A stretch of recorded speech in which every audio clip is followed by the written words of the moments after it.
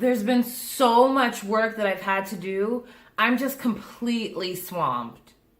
With the beginning of second quarter coming around, we are swamped with projects and reports we have to get done and send to our bosses. Now, what does this expression mean, swamped? Well, first, let's start off and say that we use the expression with the verb to be. So you would say, I am swamped, we are swamped, we have been swamped with. That's the preposition that we attach with the expression.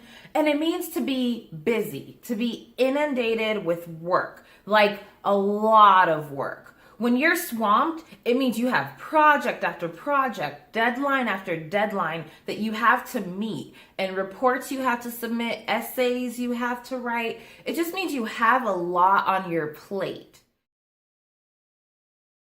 For today's lesson, we're going to talk about the idiom burn the midnight oil, which is referring to working or studying really late. This is an expression many students and professionals use. If you work in an office and you are there after hours, typically jobs are from 9 a.m. to 5 p.m. So if you're there at like 9, 10 o'clock at night, maybe the janitor walks in and will say to you, wow, you're really burning the midnight oil. And that just means you're working really late. I don't expect you to be here. Everyone left like 4 hours ago. And your response is, I have a major presentation in the morning that I still have to finish up.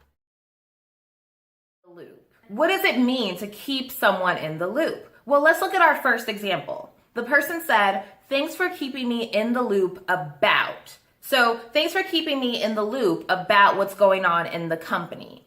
And that means thanks for letting me know what's been going on with the company. Thanks for making me part of that circle of people who gets the latest information. In the second example, the boss says, keep me in the loop about what happens with that merger. So let me know every step that's taken, every move that's done, I want to know about it. So there should be no action that's done without my knowledge. So keep me in the loop.